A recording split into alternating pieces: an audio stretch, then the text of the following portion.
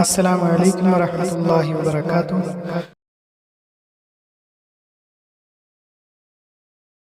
സൂറത്ത് 41 ആയത്ത്. സാധാരണ നമ്മൾ നബിമാരെ പറ്റി പറയുമ്പോൾ അവർ പറയും ഏകദൈവ വിശ്വത്തിൽ വിശ്വസിക്കൂ, നിങ്ങളുടെ മാതാപിതാക്കൾ പണ്ട് ചെയ്തുകൊണ്ടിരുന്നത് വിട്ടുകളാ, ചെറുക്ക് ചെയ്യല്ലേ എന്നൊക്കെയാണ് പറയുക. പക്ഷേ അയ്യൂബ് അലൈഹിസ്സലാം ദഅവ ചെയ്തതായിട്ട് എവിടെയും പറയുന്നില്ല. സബർ അയ്യൂബ് അലൈഹിസ്സലാമിൻ്റെ ക്ഷമ. അയ്യൂബ് അലൈഹിസ്സലാമിന് ഭയങ്കരമായിട്ട് പരീക്ഷിച്ചു. അതായത് മക്കളെല്ലാവരും മരിച്ചുപോയി. 10-12 മക്കളുണ്ടായിരുന്നു എന്ന് ഊഹിക്കാം. കൃഷി നശിച്ചുപോയി, മൃഗങ്ങളൊക്കെ ചത്തുപോയി, പട്ടിണിയും പരിവട്ടുമായി, മേത്ത് മുഴുവൻ അസുഖം വന്നു, അനങ്ങാൻ വയ്യ, കിടക്കാനേ പറ്റുള്ളൂ, വിരലത് കിടന്നുകൊണ്ട് നിസ്കരിക്കുക, അള്ളാഹുവിനവർക്ക് അത് മാത്രം. പക്ഷെ ഒരിക്കലും അദ്ദേഹം അള്ളാഹുവിനോട് പരാതി പറഞ്ഞില്ല. അതാണ് സബർ അയ്യൂബ് എന്ന് പറയുന്നത്. മേത്ത് മുഴുവൻ പുഴു, അങ്ങനെയൊക്കെ ആയിരുന്നു. ഭാര്യ മറ്റു വീടുകളിൽ പോയി പണിയെടുത്തിട്ടൊക്കെ ആയിരുന്നു ജീവിച്ചുകൊണ്ടിരുന്നത്. കാരണം സമ്പത്ത് പോയി, കൂലിപ്പണിക്ക് പോവുകയാണ്, അല്ലെങ്കിൽ അടുക്കളപ്പണിക്ക് പോവുകയാണ് ഒരു നബിയുടെ ഭാര്യ. അതും ആ നാട്ടിലെ ഏറ്റവും വലിയ പണക്കാരനായ നബിയായിരുന്നു. അത്രയധികം സമ്പത്തുണ്ടായിരുന്നു. അതൊക്കെ പോയി. അപ്പോൾ ആളുകൾക്ക് പറയാൻ തുടങ്ങി, താനൊക്കെ പോയി, അള്ളാഹു കൈ ഒഴിഞ്ഞു എന്നൊക്കെ സംസാരിക്കാൻ തുടങ്ങി. പിന്നെ ഭാര്യയെ വെച്ച് കഴിഞ്ഞപ്പോൾ ആളുകൾക്ക് പേടിയായി, ഈ രോഗം എങ്ങാനും പകർന്നാലോ എന്ന്. അതുകൊണ്ട് അവരോട് പണിക്ക് വരണ്ടെന്നും പറഞ്ഞു. അപ്പോൾ ആകെ പട്ടിണിയായിട്ടിരിക്കുന്ന സമയത്ത് ഇബ്ലീസ് വന്നിട്ട് അയ്യൂബ് അലൈഹി ഇസ്ലാമിൻ്റെ ഭാര്യനെ ഒന്ന് പറ്റിക്കാൻ നോക്കി. അതായത് മന്ത്രിച്ച് ചരട് കെട്ടാനോ അങ്ങനെ എന്തോ ചെറിയൊരു പരിപാടി, ഇത് ചെയ്താൽ മതി മാറും എന്ന് പറഞ്ഞു. വലിയ കുഴപ്പമില്ലാത്ത ഏർപ്പാടാണല്ലോ പറഞ്ഞിട്ട് അയ്യൂബ് അലൈഹി ഇസ്ലാമിൻ്റെ അടുത്ത് വന്നപ്പോൾ അദ്ദേഹത്തിന് ഭയങ്കര ദേഷ്യം വന്നു. അതായത് ഇബ്ലീസ് പിടിച്ചു എന്ന് മനസ്സിലായി.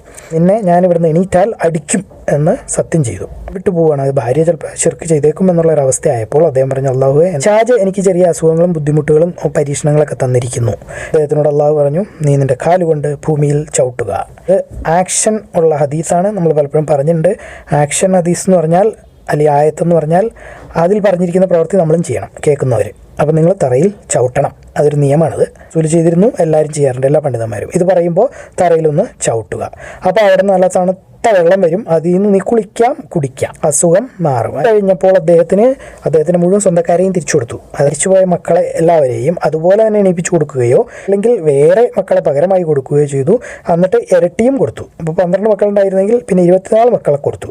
ഈ കാണാതെ പോയ കൃഷി മുഴുവൻ തിരിച്ചു കൊടുത്തു. ഒറ്റ രാത്രി കൊണ്ട് ഒറ്റയടിക്കാൻ കണ്ടാണ് വരുന്നതെന്ന് തോന്നുന്നു. മൃഗങ്ങളെയൊക്കെ തിരിച്ചു കൊടുത്തു. അദ്ദേഹം വീണ്ടും ഭയങ്കര പണക്കാരനായി, മേത്തുള്ള രോഗങ്ങൾ മുഴുവൻ മാറി, ഭയങ്കര ആരോഗ്യവാനായി, സുന്ദരനായിരുന്നു എന്ന് പറയുന്നു. നബിമാരെല്ലാവരും സൗന്ദര്യമുള്ളവരാണ്, അംഗവൈകല്യം ഇല്ലാത്തവരാണ്. ആകെ നമുക്ക് പറയാവുന്ന ഒരു മൂസ അലൈഹി ഇസ്ലാമിന് നാക്കിനെന്തോ ചെറിയ കുഴപ്പമുണ്ടായിരുന്നു.